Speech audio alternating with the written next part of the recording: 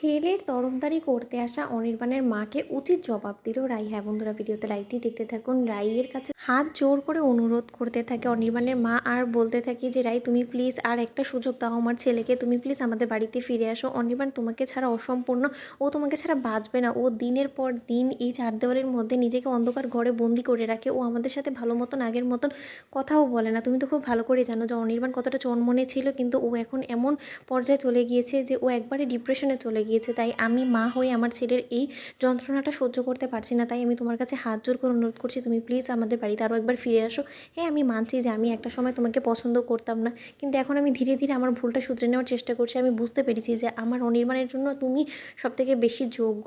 কথা শোনার মাত্র রাই হাসতে থাকে আর বলতে থাকে যে এত দিন বাদে আপনার সেই ভুলটা শুধরে নেওয়ার কথা মনে পড়লো, কিন্তু একটা সময় তো আপনিই ছিলেন যে কিনা উঠে পড়ে লেগেছিলেন। আপনি তো চেয়েছিলেন যে আমার এবং অনির্বাণের সম্পর্কটা যাতে না টেকে। তাহলে এখন আপনার ওই মুখে দুরকম কথা, কোনটা আমি বিশ্বাস করব বলুন তো? এখন হয়তো এমনও হতে পারে যে অনির্বাণই আপনাকে পাঠিয়েছে আমার কাছে এসে অনুরোধ করার জন্য, কারণ ও তো খুব ভালো করে জানে যে বড়োদেরকে অসম্মান করাটা আমার স্বভাবের মধ্যে পড়ে না। কিন্তু ও যদি এটা করে থাকে তাহলে আমি বলবো এটা ভুল করেছে।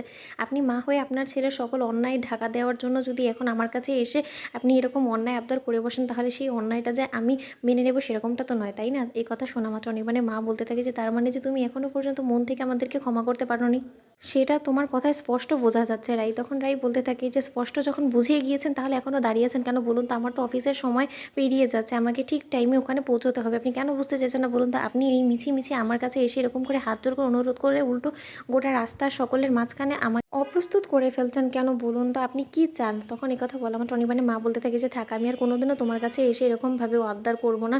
আমারই হয়তো বা ভুল হয়ে গেছে, তোমার কাছে এসে এরকমভাবে আমি অনুরোধ করেছি। আমার মনে হয়েছিল যে তুমি হয়তো বা আমার এই অনুরোধটা রাখবে, কিন্তু তা সত্ত্বেও আমার ছেলে যে এত বড় একটা অন্যায় করে ফেলেছে সেটা যে একবারই ক্ষমার অযোগ্য, সেটা আমার জানা ছিল না, জানো তো রাই? আমি ভেবেছিলাম যে হয়তো বা শেষ একটা চেষ্টা করে যদি আমি দেখি হয়তো বা আমার ছেলের জীবনে আমি তোমাকে ফিরিয়ে দিতে পারবো।